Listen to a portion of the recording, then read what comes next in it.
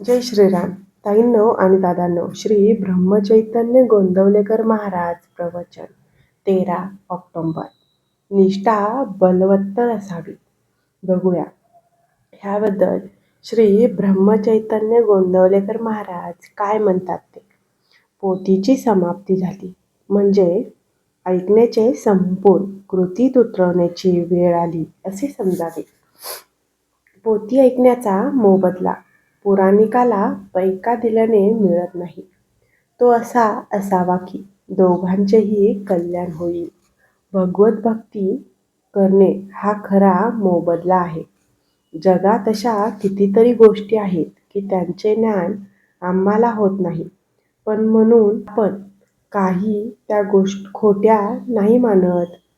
आपण आपल्या तुटपुंजा ज्ञानाचाही अभिमान धरतो. हे चुकते.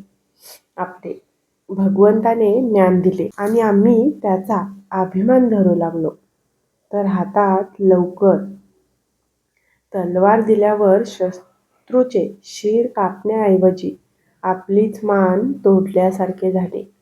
ज्या विद्येने स्वतःचे हित कळत नाही ती विद्या नसून अविद्याच होय.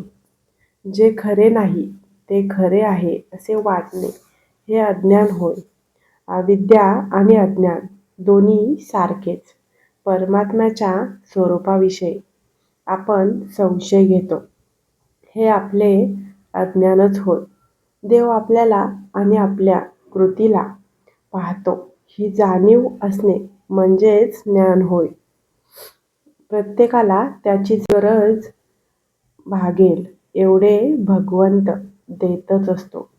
म्हणून आहे त्यात समाधान ठेवावे. ज्याचे समाधान भगवंतावर अवलंबून आहे त्याचे समाधान कोणत्याही परिस्थितीत टिकेल.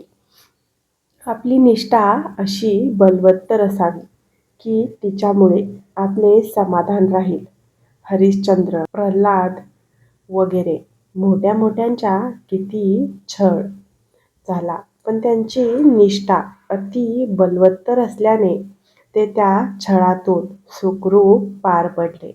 परिस्थिती सारखी बदलत असते, म्हणून जे फळ आपण आज मागतो ते बदललेल्या परिस्थितीत सुखाचे होईलच याची खात्री नाही. म्हणून जे फळ मिळेल त्यात समाधान मानावे. गीतेत असे सांगितले आहे की सर्व धर्म सोडावेत पण भगवंताला शरण जावे. पण ते न करता आपण विषयालाच शरण जातो. त्याला काय करावे? अर्जुनाने भगवंताला आपल्या बाजूला घेतले आणि त्यामुळे पांडवांचे जे समाधान टिकले ते काही कौरवांचे टिकले नाही. पांडवांनी देहाने वनवास सोसला पण मनाने त्यांनी भगवंताला भजल्यामुळे वनवासातही ते समाधानात राहिले.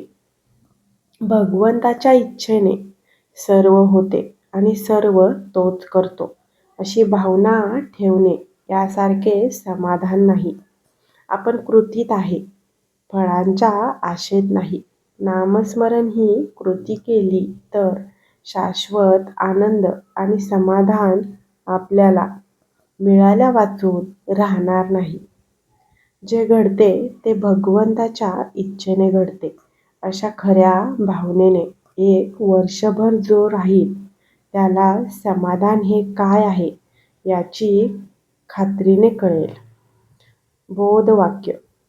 नाम घेताना देवाला सांगावे, प्रपंचातले काही मला देऊ नकोस, मला तुझे प्रेम दे.